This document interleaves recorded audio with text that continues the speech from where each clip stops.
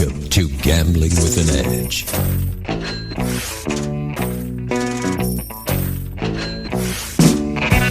And now, here are Bob and Richard. Good afternoon. Welcome to Gambling with an Edge. I'm Bob Dancer. And I'm Richard Munchkin. This is part 2 of a Bob and Richard Answered Your Questions show. We've asked in several venues for our listeners to submit questions, and boy, have you responded. Thank you very much. First question. I'm about 30 years old and have enjoyed casino AP for the last 10 years, but really don't see myself wanting to spend any significant amount of time in casinos for much longer, and it's not something I see myself doing when I'm 35 plus. AP has never been my primary source of income. So far, I've been able to maintain a pretty clean name. One OSN entry from many, many years ago, 0 bio entries, and really 0 heat anywhere right now. I'm debating going on a pseudo kamikaze mission all across the country, and maybe the world, trying to take as much money as possible, going for the throat.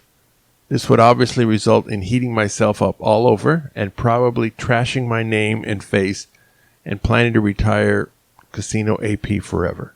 I would be playing on a bankroll of about $1 million. Pro, get lots of money now with plans to never return. Con, name face will be dead, so tough to turn back once decision is made. Richard, go ahead. Well, I have a very strong opinion about this, and my opinion is that it would be a real mistake. First of all, I've retired from AP 4 or 5 times. And, like Michael Corleone, they keep pulling me back in. You just never know. I one time, long before Don Johnson ever did his play, I had an opportunity that was very similar to that. Getting the bankroll to play it was not an issue. The problem was there was no way in the world that I could show up at a casino and put $2 million on deposit and start playing because, unfortunately, I am in the system. And when it's that kind of money, they are going to find out who you are. So having a clean name and a clean face has real value. And I think it would be a big mistake to just completely burn yourself out when you are clean currently, because you just don't know. The other thing I've learned is through life, you are given opportunities by the people you've met along the way. So guys who are friends of mine from years ago call you up and go, hey, do you want to get involved? We're doing this project. We're going to, whatever it is. You know what I mean? And I think that's true of everyone I know. You get calls from people who, when a project happens, and you don't know when some gambling project is going to happen 10 years down the road where one of your friends thinks of you and says, hey, we're going to go do this. Do you want to come along? And the EV is going to be $2,000 an hour. You would kick yourself if you had burned out your good name. The other thing is, what if you just want to go for the comps, right? 5 years from now, obviously you have plenty of money already, right? You have $1 million at 30 years old. I'm sure you're going to go into some career where you're going to make a lot of money. Well, 5 years from now, you want to take a great vacation, say in the Bahamas, and you figure, why pay for it? I'll play enough just to get a comp. Well, if your name is no good, that's no longer an option, So anyway, I would say definitely do not go burn yourself out. Let me do a little counter-argument. Richard, you in particular have exceptional skills in both being an AP and also in networking. I don't know the guy who sent us this email, but possibly he was a loner and there was no real possibility that somebody's going to offer him a chance in the future for a gambling opportunity. Would that change your answer? It wouldn't, because I'm looking at what can you make, right? So a good example is we had someone on our show who went by the name Casey. And he did exactly this. He got an RV, he traveled all over the country, and just burned himself out everywhere. He was making a documentary movie about it that happened 10 or 12 years ago that still has never come out. But, and I think he was able to win $500,000 or $600,000. And I just think you could easily come across an opportunity down the road that would be worth that much or more. You're only 30 years old or whatever, so there are going to be a lot of opportunities down the road that I think could easily amount to more than $500,000 or $600,000. You live in a different world than I do. Well, here I would also say this. The thought of traveling around the country and just burning myself out, to me, I would rather stick needles in my eyes. I mean, that sounds like a horrible way to spend my time. I would hate that. But maybe you're one of those people who really doesn't care, right? You have asbestos underwear and you're willing to just go in and put it in their face until they throw you out, Okay, good. All right, we've beaten this up enough. Mr. Yuk said he had way too many post office boxes to count. Does this imply that you get better mailers by being a local than being from out of town? Probably, but every casino has its own theories about this. The mailers are different, with locals typically getting more free play more frequently and out-of-towners getting room and food offers. If you get local offers, you need a way to pick up free play, especially if you live hundreds or thousands of miles away. Casinos are on the lookout for one player picking up free play for multiple players, so be careful if you let someone else do this for you. Also, next week's show, Russell Fox, tax advisor, is going to talk about this. We've already pre-taped this show. And there can be tax implications. For example, if you live in Washington and get California mailboxes because you're trying to be a local at some California casino, the Franchise Tax Board in California is going to come after you heavily for tax considerations, even though you're a Washington resident. Yeah. So, yes, the offers are probably better, but there are other issues to keep in mind. All right. Another question. In video poker, when is a session supposed to end? Is it determined by a percentage of bankroll won or lost, or should they last a predetermined amount of time? Often I see video poker players practicing what I call a hit-and-run method, whereby they jump on a machine and once they make any kind of substantial hit, they leave and go to another machine. Are these skilled players or more just gamblers using a flawed system? There is no mathematical advantage to changing machines after a big hit, or after a dry spell for that matter, or after 1.5 hours, or whatever. The best predictor of what will happen in the next few hours is expected value of the game multiplied by your accuracy level, plus the slot club, plus various promotions that are going on. Whether the machine has been hot or cold over the last how many minutes is totally irrelevant. However, there can be reasons to change machines. If you had 3 times drawing tickets from 5 to 7 p.m., the game's going to be worth less at 7:05 than it was at 6:55. That could make a difference in your decision. Maybe you need 80,000 points a month to keep diamond level offers coming, or 2,000 points today gets you a free buffet or some other gift you deem desirable. Or maybe you only can concentrate on video poker for 1 hour at a time before you go buggy. Or your wife insists you watch Dancing with the Stars with her. All those would be reasonable reasons to stop a session. Running out of cash on hand could be a reason to stop. If you don't have money close at hand, going to an ATM machine at a casino is rarely a good idea. Those machines have very high fees associated with them. If it's a great play, it's really expensive EV-wise to run out of money. So smart players try to have access to plenty of cash, whether you bring it or have a safety deposit box at the casino or a line of credit or whatever. Yeah, you left out the biggest reason to change machines. Somebody sits down near you who's smoking. That can be a good reason. That often can be a reason for me to leave a machine. Usually, in my own case, I go in planning to play a certain amount of coin in. So, usually that's what I'm aiming to do, and that's when I get up and leave. So, although, as I say, smoking or sometimes really loud Wheel of Fortune machine that somebody starts playing near me can drive me away. Willy Wonka can do that too. Yeah. There's a video poker player in Europe has found a game that he plays 20 hours a week. He says he gets no heat and wants to know if he can play more than that without raising suspicion. Also, he wants some advice on Hollywooding when he gets a jackpot to disguise that he's a pro. Well, I've never played video poker in Europe.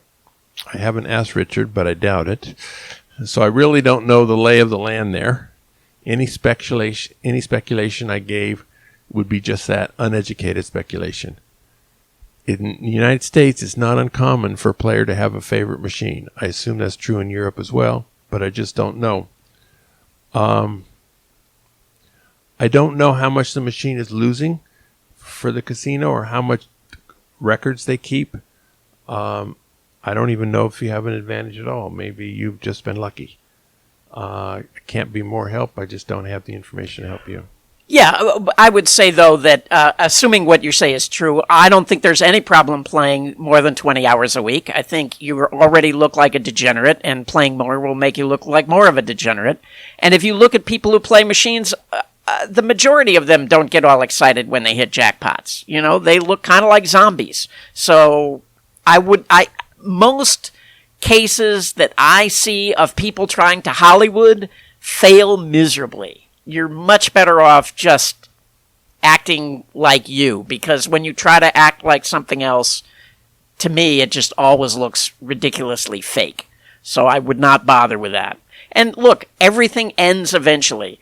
And we all play this guessing game when it's over, after we get barred or they fix the machine or whatever. Oh, I should have done it this way. I should have done it that way. But, I think that's sort of a fool's errand to go down that road. So I would play as much as you want to play and take as much money as you can, and eventually you'll get barred or they'll fix the machine and it'll be over. All right.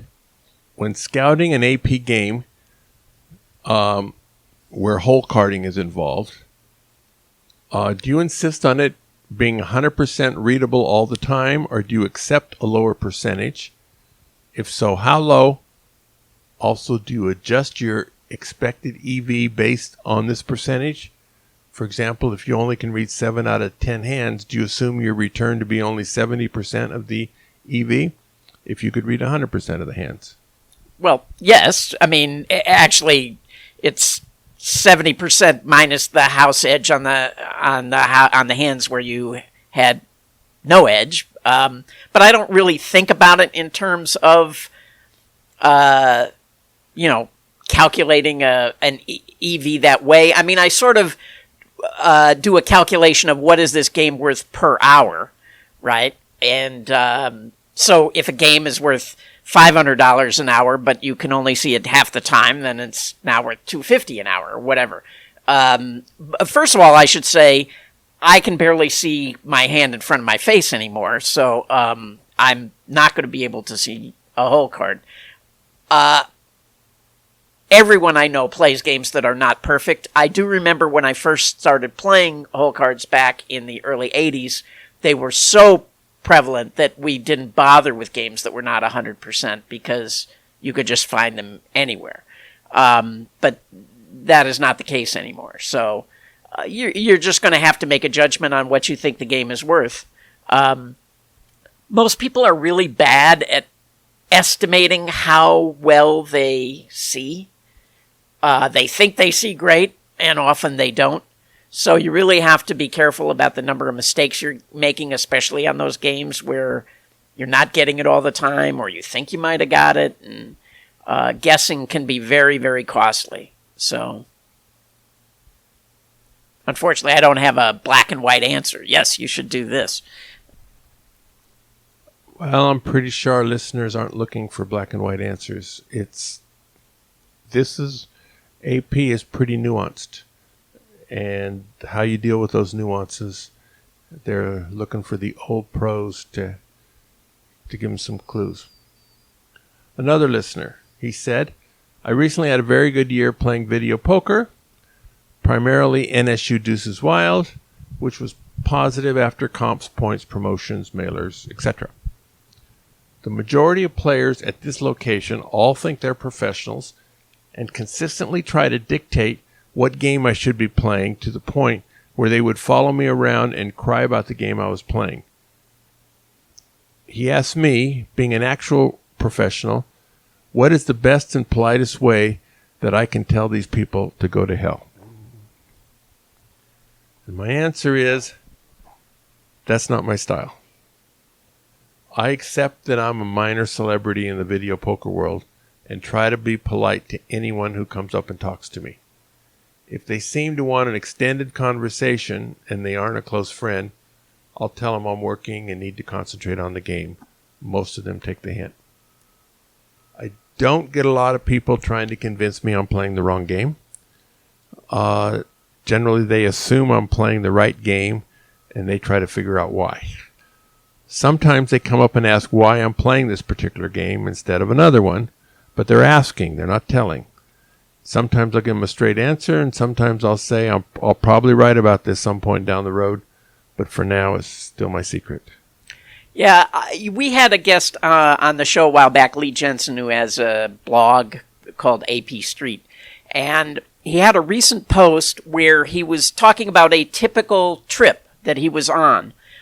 And it was a good post, but one of the things in it that struck me was they found a dealer who was making a procedural error, and they were playing this game. And another crew came into the casino and saw them playing the game, and the other crew was speculating that they were playing a bad game and may not have had any edge at all. And I had to smile at that, because if I were on that game, that's what I would love to have happen. I would want them to think that I'm playing a bad game, because it's more dangerous if they think, why is he playing that game, and try to figure out why, because then they might learn something.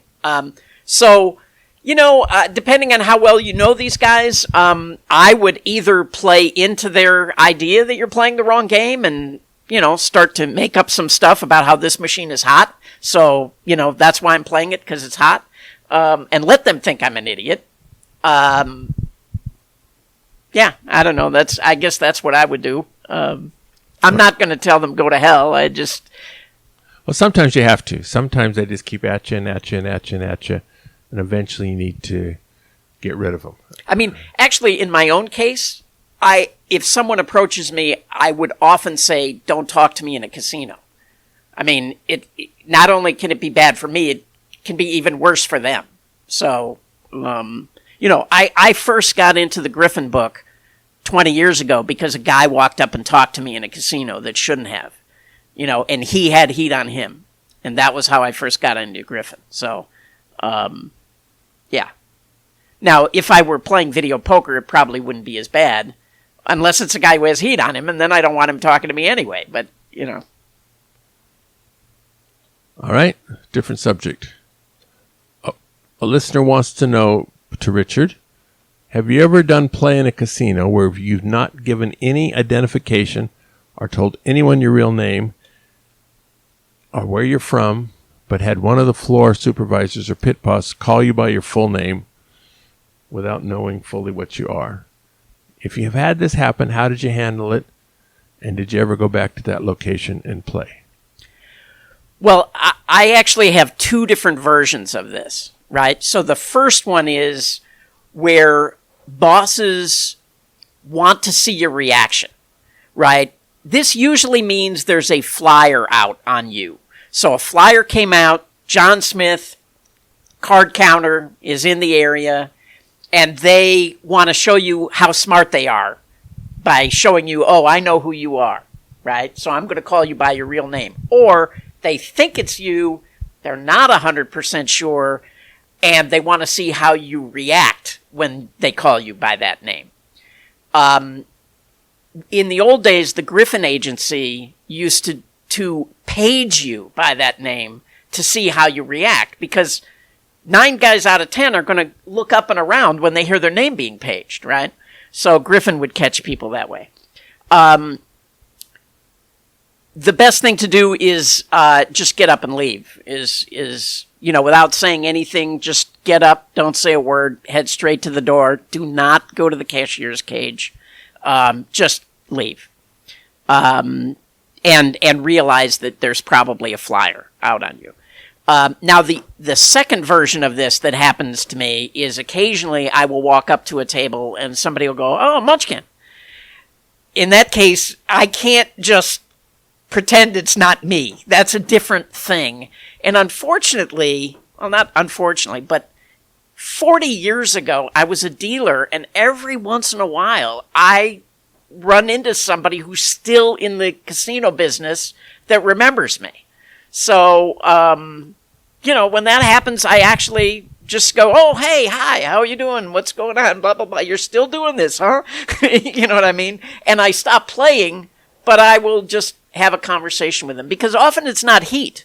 When that happens, it's not heat. It's somebody who knew me at one time. And then one time, a guy just recognized my voice, which I've talked about on the air before because of this show. And that was a little bit weird. I knew that someday that was going to happen. When it finally did, it was a little bit weird. It wasn't any heat or anything, but. And the guy was cool about it. He didn't. Yeah. He called you Mr. M or something. Yeah, exactly. All right. The same listener says, without giving up any specific games, do you still believe there are decent side bets that can be taken advantage of for a decent amount of money? It seems like the biggest way to gain an edge is to hold card on the majority of games. Is he wrong in this assumption? Well... How much do you want to tell him? So, yeah, right. So, yes, whole cards can be a big edge. That can be a big edge. Side bets usually are not a big edge, because normally the limits are very low on side bets. So for low rollers, they're kind of great, because you can have a good size edge, and the most you can bet is only $25 or something anyway. So, it might be good for them. So side bets generally are not really where a lot of the money is. Whole cards can be. There are certainly other things that can have much bigger edges, All right. The same listener continues. When he finds games to hold card, he can't seem to make them last for more than a few visits, even without betting in big chunk. What's a good way to handle a whole card situation to milk it and bet? Is it go smaller amounts, or to go full guns blazing and try to grab as much as possible? I think the best method is to use a big player. So it's always going to last a shorter time if the guy who can see the card is also the one betting the money. Because the guy betting the money is the one who's going to get all the scrutiny. So, I would say the best bet is to use a big player. The second thing I would say is whether you decide to milk it or slaughter the cow would depend a lot on competition. If you're in a place where there are a lot of other people frequent that casino, come through scouting, they're going to find the game when they get there. So I would tend to try to bet as much as possible, and burn it out. Now, if you're in the middle of Minnesota in the winter, in some small casino that people don't go to very often, well, then you might want to try to milk it if you want to live in the middle of Minnesota in the winter. Sounds cool. Another listener He has obtained a copy of James Grosjean's Beyond Counting Exhibit CAA. He wants to know how he takes in all that material to gain value from it. There's a whole bunch of numbers there. Richard? It's a reference book. Yes, I just read the whole thing. It's an enjoyable read, but it's a reference book. And what most people don't realize that have read the book is how much is really in it, because you can only look at so many pages of charts, without your mind going numb. But invariably, when I have found something and wondered, I wonder what the edge would be if we did this. Oh, well, it turns out it's in the book. You just didn't see it because you didn't know that the opportunity existed. So it's not a book that's going to teach you how to do something. It's a book that once you know what to do, it's going to tell you what your edge is. So how to best use it, I don't know how to answer that. As I said, if you ever have a question about a game where you get an idea about how to beat a game, well, then you should go check it, because there's a very good chance that the answer to your question about, gee, what's it worth if I know the dealer is going to hit with a 9 on the next hand? Well, the answer will be in the book. Okay, now this how to read that book is a problem I would like to have. James won't sell me a copy. He says there's some errors in the 4th decimal point on one of his tables, and he doesn't want that misinformation out there. He was not at all interested in continuing that discussion. Now, hey, Bob Nersessian told me that he doesn't have a copy of the book. Well, he had the earlier version, and somebody ripped it off from his office. Yeah, that's true. Now, I have seen the book. I'm not capable of mastering it all the time. Were I to find a particular beatable game that was described in the book, I would take time to master, at least semi-master, that part of the book, and then go attack the game. I don't know how much I could have memorized at age 25, but at age 70, my memory isn't what it used to be. It's different in video poker. Once you're practiced at it, you can learn a new strategy in a fairly short period of time. And usually the game will be there when you finish learning it, unless it's a once-a-century promotion where people are lining up, and if you give up the machine, you're toast. A lot of the tables in CAA are related to seeing one or more hole cards. If you leave the table to go learn how to play it, that opportunity may well be gone by the time you get back. Different listener. There are IGT Game King machines that have video poker on them, and also slots and Keno. If the casino pays different slot club rates for video poker versus Keno versus slots, how do you know which rate you're getting? Basically, you just look and make some inferences. Most casinos give you their formula for points and display the points on a screen. If this casino awards 1 point per dollar at slots and Keno and 1 point for $2 at video poker, well, you pay $10 coin in. If you've earned 10 points, you're getting it at the slot or Keno rate. If you've only earned 5, you're getting it at video poker rate. Usually, the entire machine pays points at the same rate. So if you're somebody who likes to play slots or Keno, you'll earn more points if you play them on standalone machines rather than machines that also have video poker on them. Which means you really get screwed if you play slots on those machines. Yeah. All right. This is might be my favorite question from a listener. It says, rumor has it in our group that Richard used to direct porno films in Korea. That is how he built up a large bankroll. Is this true, and where can one obtain these titles?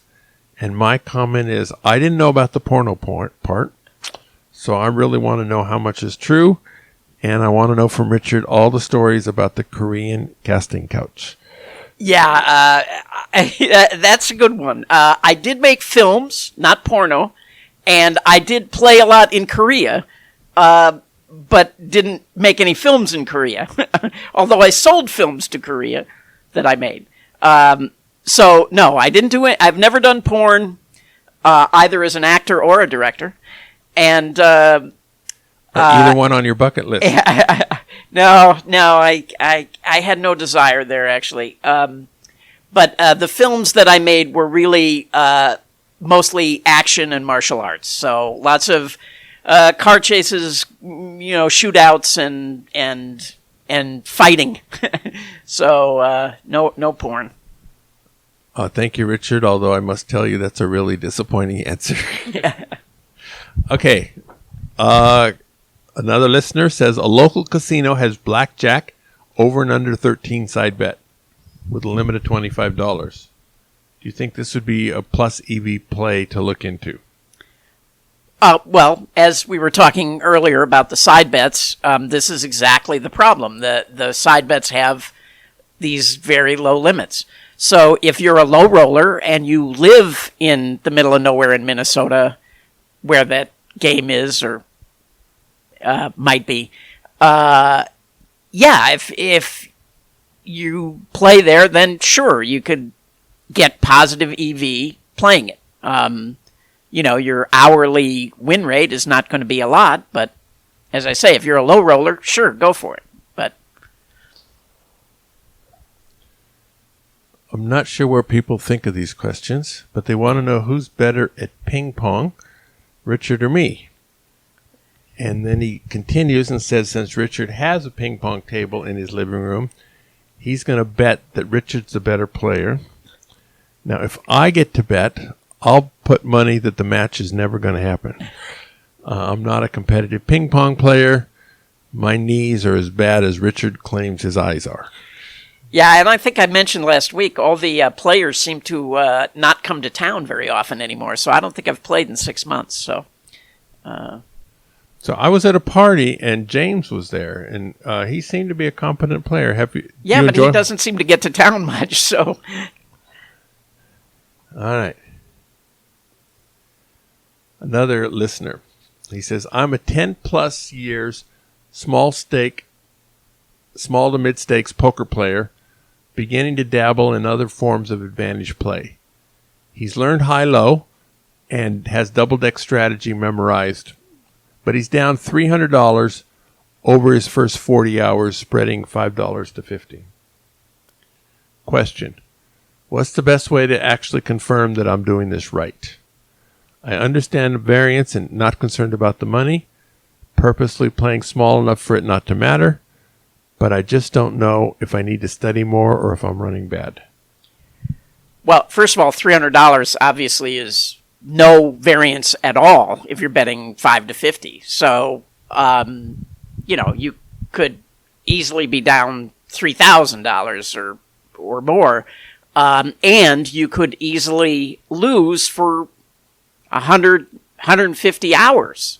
So the only way to really know whether you're doing it right is to go out with someone else who is a competent player and have them sit at the table with you and watch you play and see if you're making any mistakes. When I first started playing, I went on a 160-hour losing streak, and I had someone come out with me 4 different times to sit at the table with me for exactly that reason. So I don't know any other way to do it, because playing on some software is not the same as playing in a casino. And so I wouldn't use that as a gauge. So... Okay, this same listener continues, and he said he's gotten backed off from a small-time game, and has already noticed heat in 1 or 2 other casinos. He lives in Greater Las Vegas. He thinks the back-off was because he had the Wizard of Oz strategy card on the table for the first 5 to 10 hours. I assumed I was betting so small betting 5 to 25 at the time, that no one would care no matter how obvious I made it. The pit boss almost whispered to me that I could play anything except blackjack, and told the dealer to stop dealing to me after a shoe where I got a good count and ran well. Question: what's the best way to handle a back-off? This guy nodded and left without saying a word. This casino has good video poker, and I didn't want to risk anything bad happening. I also just wanted to ask why and play dumb about any sort of card counting. What's the best thing to do when you're noticing heat? Yeah, so that is the natural reaction for a lot of people, is to play that game. Why? Well, you know why. You're counting cards. I mean, don't say anything. You did the right thing. You get up, you walk immediately out the door. Do not go to the cashier's cage. Just leave. You're probably still okay for video poker. They probably won't hassle you. I hope you were not using a player's card when you were doing this. And this idea that they're not going to care because you're only betting 5 to 25 or 5 to 50, well, you're just wrong.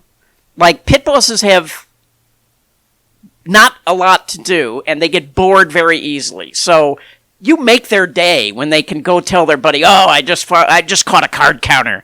Yeah. And I've certainly seen flyers on people spreading 5 to 25. You know, I mean, it's absurd, but it happens all the time. So there is no amount that you can bet that you might not get barred. There's no amount small enough where you might not get barred. So, yeah, you get up, you leave, you don't say a word, don't go to the cage, just walk out the door. Now, he talked about this strategy card. I'm assuming it's a basic strategy card. He didn't say that. Yeah, I don't think that had anything to do with it. I mean, they're certainly not barring you for having a basic strategy card. All right, another listener. What kind of mathematical background do each of you have that makes you qualified to do what you do? None. You know, in any successful team, and I use that word very loosely. I mean, I just have friends that I play with, and it might be a different 2 or 3 of us on a given weekend.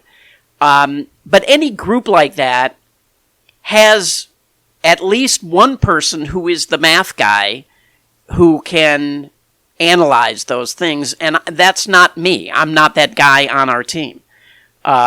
You know, there's another guy who's the scout, a guy who doesn't mind pounding the pavement and spending hours and hours and hours going through casinos looking for things. So, you know, another guy might be the record-keeping guy and the guy who handles things like booking flights and hotel rooms and stuff like that. I mean, different people have different skills. So mine is not, I mean, math was my best subject in school, but I'm not a strong, you know, math person. So for me, I had a few upper division university classes in probability and statistics. And econometrics was one of my PhD fields, but I don't know that I use any of that. You need some familiarity with algebra and probability to work out video poker promotions, but the level you need isn't very high. I've learned a lot from posts on various video poker bulletin boards over the years. On these bulletin boards, you learn quickly who knows what they're talking about and who's blowing smoke. that's true on the blackjack boards as well. Now, when I was in school, I never dreamed I'd be a professional gambler. The actual math I use have been picked up after I graduated. Were I to do it over again, I would have studied computer programming. I really wish I had the tools to analyze some of the games that are out there, but I don't. Also, in terms of being qualified, I've never been on a team, so there hasn't been anybody interviewing me to determine whether or not I'm qualified to do what I do. Basically, if I'm convinced I can do it, I only have to convince me. So if I have the bankroll to do it, to survive my mistakes, that's really all it takes for me to be qualified. Were I part of a team, there would be more testing, I'm sure.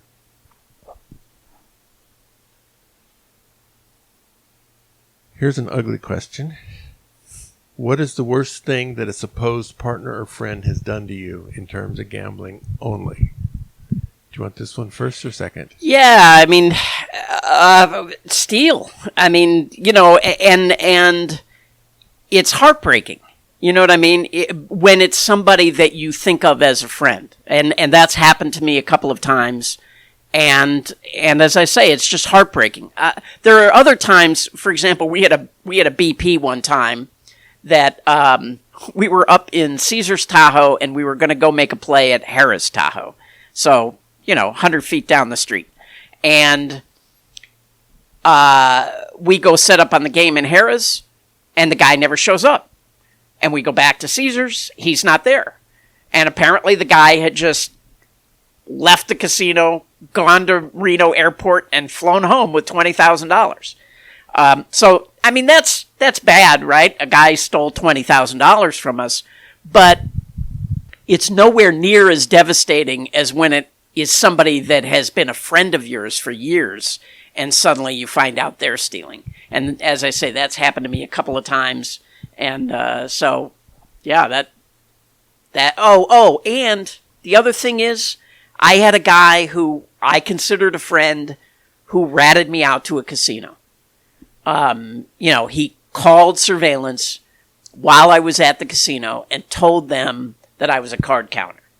And basically just burned that casino and that chain in that state for years. That was pretty bad, too. Yeah, I've been accused of that. Yeah, yeah. And it's no fun to be falsely accused. I was ripped off by Jeffrey Warren Toll. I was playing at the parks in Bensalem, Pennsylvania, and Jeffrey was supposed to pick up free play afterwards and mail me the money. He convinced me that redeeming free play at a later date was better than doing it while the promotion was still going on. He got me for several $1,000s. I got some revenge by posting 2 articles, including mug shots from when he was arrested in Florida, explaining what he had done and urging people to beware of him. He ended up returning about half of what he owed me in exchange for me taking down those 2 articles. I did take them down, and I'm not going to repost them. He contacted me later for help on something, and I gave him the line of, "Fool me once, shame on you. Fool me twice, shame on me." He realized I was never going to trust him again or do business with him, and so he hasn't bugged me since. This is a question for Richard. Would you rather be an AP in today's blackjack world with reduced opportunities, or back in the 1960s when conditions were better, but the possibility of violence and theft was present? Reduced opportunities? Are you out of your mind? It is so much better today than it was back then. When I first started playing, there was only one place to play. Nevada. That was it. There was no Atlantic City. There was nowhere else.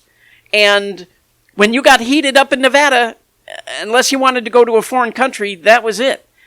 Now there are casinos all across the United States and just so many more opportunities in games other than blackjack. So it's way better today than it was back then. Just by miles. The only thing I like better about the 60s is I was in my early 20s, and that was a fun time to live, but so be it. All right. What's the nicest comp, Richard, that you've ever received? I often was not the big player, so I never, I've had some big suites, but often I would ask not to have a suite because I wanted more airfare comp, you know what I mean? So, Tyson Holyfield tickets were nice. I think I made $10,000 on Tyson tickets one year. So I guess that was about the best. For me, in late 1999, I got to stay at the mansion at the MGM Grand for the first time. I was playing $25 single line jacks or better. It was during a double points for a month promotion. I was doing fine. Just hit a $100,000 royal, and they didn't want me to go anywhere. And it was a dead time of the year, so why not? Although the room they put me in was probably the smallest of the suites they had in the mansion, it was huge. The bathroom in that room, which included 2 televisions, was bigger than my first apartment. There was a dining room table where I could have served 16 people, all comped. 2 years before the mansion, accidentally got another comp that was pretty cool. The Rio, this is before it was associated with Harrah's and Caesars, they had a monthly slot tournament. There was a drawing each time at the after party, and most people blew off the after party, but there was a dance band, and dancing was one of my things, so we did it.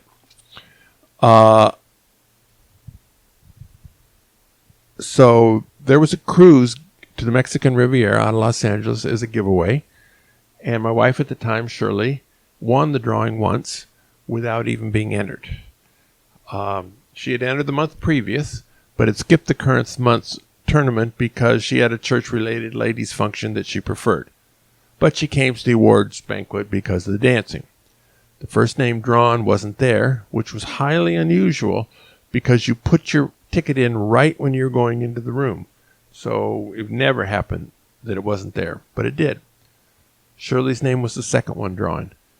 Apparently they hadn't emptied the drum from the previous month. The MC of the event, Kelly Flynn, drew the name. Shirley screamed and went up and collected her prize. Kelly was a friend, and we didn't want to get him in trouble. So after all the players left, we went up and explained that we'd love to go on the cruise, but Shirley wasn't entered into the event this month, and we didn't want anybody to lose their job over this mistake. They talked about it for a few minutes and just said, enjoy the cruise. Shirley and I were regulars, and nobody intentionally gave us an unfair edge. It just happened, and everything was cool. Since then, I've been on dozens of cruises to far more exotic places than the Mexican Riviera, but that was my first. It included cool stuff like port fees and gratuities prepaid, and $300 of shipboard money could be spent on alcohol or shore excursions. Pretty cool. All right, what's keeping either one of you from backing and profiting from the next Don Johnson? Richard. Well, I mentioned earlier that I had this opportunity years before Don Johnson, and the problem was that there was just no way that I could go into a casino with a couple of $1 million on deposit and have them not look up who I am. And even if I was playing craps, actually my opportunity was to play craps, not blackjack. But even so, if they look me up and see who I am, they're just not going to think I'm there to gamble. You know what I mean? So that's what prevents me, is not having that clean name. And here's the other thing. I mean, we knew that it was a good edge, but I can't trust somebody else with $2 million or something. You know, it's just too much money to trust somebody else with, How much could you trust me with? No. Now, Don Johnson did not need any financial backing from Richard or me. There were some loss rebates going on there, but there was a whole lot more going on than just the loss rebates. If you go back and listen to our Gambling with an Edge show, Don talks a little bit about somebody in a baseball cap who was there helping him do the winning. And I should also say those opportunities are not around the way they used to be. Don kind of burned them out. So, yeah, I don't know of any place in the U.S. that's still giving a 20% loss rebate. All right. We got lots more questions. We're going to go over some commercials for a few minutes, and then we're going to come back. South Point has more than 10,000 games, returning more than 99%. This is more than anyone else has. Each week in July, Monday through Thursday, if you play 1,250 points on slots, reels, or video poker, you earn a copper gift. Red Copper brand. The pans are ceramic infused copper. Earn all 4 of the gifts, 3 frying pans and a skillet from July 31st from August 3rd. Then you pick up a 5-piece red copper square pan set for no extra play. In all cases, you keep your points. In July, every Monday is Prime Monday, which is where the seniors, 50 years of age and older. It includes slot tournament, half off dinner if you play with points, $4 movies, and half off bingo. The next semester of free video poker classes at the South Point will be on Wednesdays at noon between August 2nd and October 4th. The schedule's posted on bobdancer.com in case you're going to be in Vegas sometime in that interval and might want to attend. At videopoker.com is the best place to play lots of games. If you sign up for the gold membership, $8.95 a month or $79.95 a year, this allows you to get corrections on most of the games. The game of the week is Magic Deal Video Poker. This is a 10 coins per line game where periodically you receive 1, 2, or 3 Magic Deal cards which turn into the best possible cards after the draw. Somewhat similar to Dream Card, except in Dream Card you get one and only one special card and it turns into the best possible card before the draw, not after. On games like Jacks or Better, where 4 of a kinds don't pay much, you get a lot of magic cards. In games like Double Double Bonus, where quads pay much, much more, the frequency of magic cards is much lower. Overall, the return on the game is better with the magic cards than if you played 5 coins per line, but the correct strategy isn't always obvious. All right, we're going back to more questions for Richard and me. What's the nastiest back-off you've had? You know, I guess it would be, first of all, I have to say, I've been pretty fortunate in not having many nasty back-offs. I attribute that to the fact that I was a dealer, and I think I was very good at seeing things before it got to be enough of a problem and getting out early. I mentioned earlier that I got barred one time because a guy came up and talked to me in the casino. I got put into Griffin for the first time because a guy came up and talked to me in a casino that shouldn't have. He had a bunch of heat on him. And on that particular trip, my kids were little at the time, and we came up on a Sunday afternoon, and our key wouldn't work in the door, and the maid said, let me call. That happens sometimes. And so the maid calls, and here comes 6 security guards and the backup shift manager. And they're like, pack your bags and leave, And my parents were staying. They were in from Chicago. They were staying in the hotel, too. Fortunately, they didn't throw my parents out. But, one of the security guys was Filipino, and my wife started talking to him in Tagalog, and she's like, what the hell is going on? And he said, I don't know. This is crazy. Like, I'm there with 2 little kids. They're like 2 and 3 years old. And, but anyway, so the security guards came in, watched us, packed our bags, and, escorted us down and out the door. My parents are there, like in the lobby, waving goodbye. And, so I guess that was about the worst. Really not bad compared to things that have, I've never been forced into the back room. I've never been handcuffed. And I should also say that barrings that happen overseas are always, in my experience, much nicer than places in the United States. I've never had any kind of a, problem. I've been barred, but never anything, nasty overseas. So I don't know. Mike Diamond tells a story of in the Ukraine where a man named Joseph and a lot of big guys. yeah, That sounded nasty to me. pulled his pants down and stole $70,000 from him from his money belt. Yeah. So yeah, no, I've been fortunate. I haven't had any kind of really bad borrowings.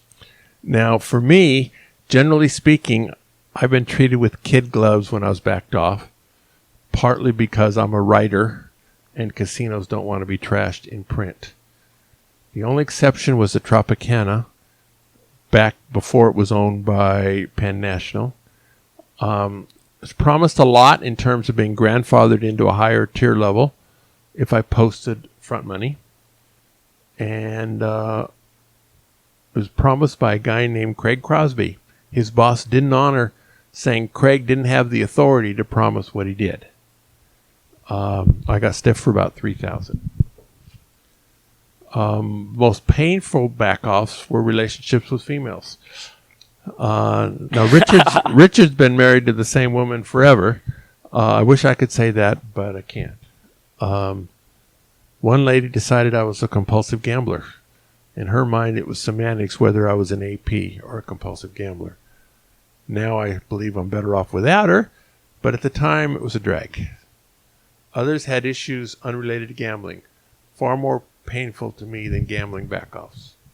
There's some skills at maintaining relationships. I'm not in the position to brag about mine, but there's also some luck as to who you end up with. Okay, Richard, how many other people have you taught some form of AP to? Not a lot. I've had quite a lot ask. I've said this on the air before. Usually when they ask, I tell them, go learn basic strategy backwards and forwards and come back. And, 95% of them never come back and ask again. The ones that do usually fail a basic strategy test on my first or second question. There have been a few people that I have taught some specific things. I have been teaching my son some, but he is not the hardest worker in the world. So surprisingly, I think not as many as what you would suspect. It's been very few, and they've been specific kind of cases. Now, I'm an author and a teacher, so it's probably been tens of thousands for people. But many of them I've never met. And if you're talking about people who've read your books or something. Read the books and sent me emails and says, boy, have we gotten a heads up. And so maybe I met them once when they came to introduce themselves after class, but I don't really remember their name until they introduce themselves 2 or 3 times, and then it usually sticks. The ones who've succeeded the most frequently have been the helpers in my classes who come to class after class after class, and they've heard the same stuff, but every class I say it a little bit differently, not on purpose. It just comes out that way, and answering whatever questions they are. And some of them have become very, very strong video poker players. All right, another question. To me, it's when playing higher denomination games, when you're basically getting a W2G every 5 minutes, how does all that paperwork get processed at the end of your session? Do you have 200 W2Gs? Or is it a summarized variation of some sort? And the answer is it depends on the casino, and it depends on what time period we're talking about. Most of the larger casinos have some sort of an accrual log where you get 1 W2G at the end of the session. Some have it so you sign in beforehand, and then the machine locks up.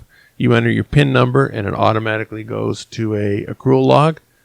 There's a lot of newer technology I probably haven't experienced because there are several high-limit rooms where they don't welcome my action.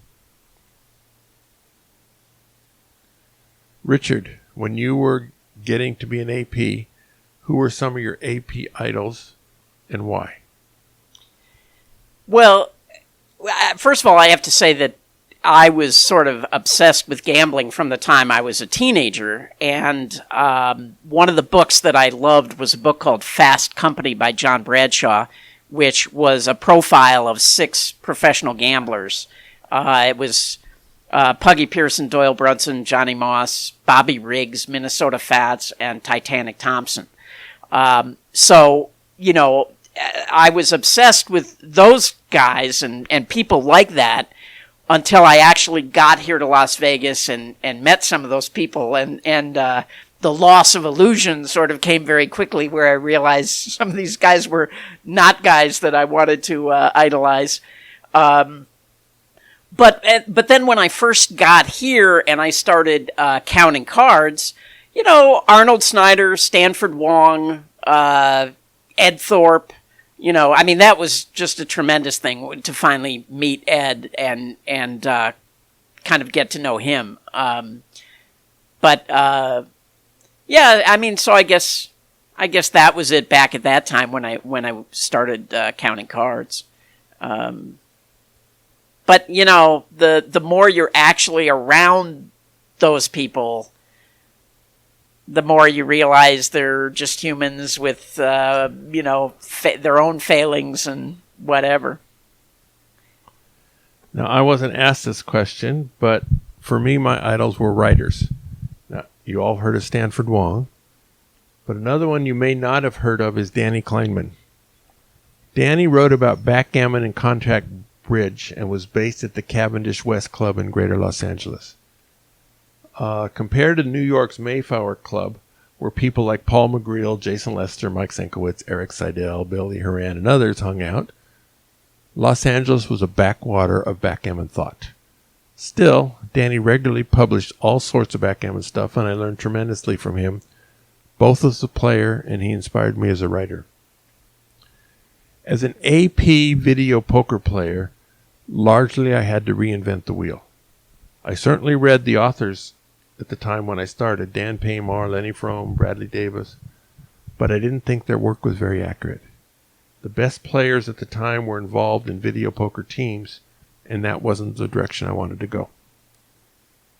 One advantage you have in video poker that you don't have in blackjack is you're sitting next to the same person for hours at a time sometimes without supervision, and you can talk about things. Once I had insights to share, others shared with me. But they were pretty closed-mouthed around me until I figured out a lot of it on my own. Someone wants to know of a discussion of strategy changes to Ultimate X for less than full pay machines.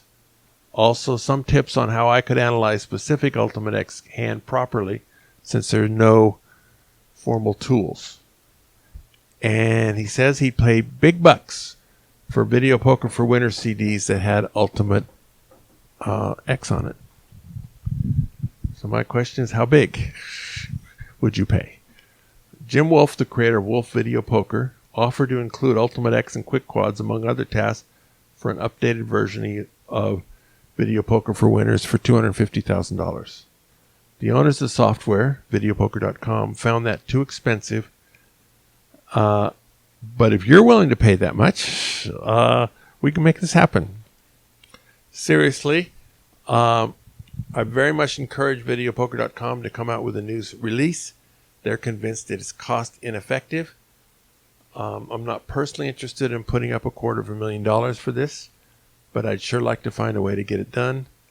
But keep beating a dead horse is not a good way to maintain a relationship.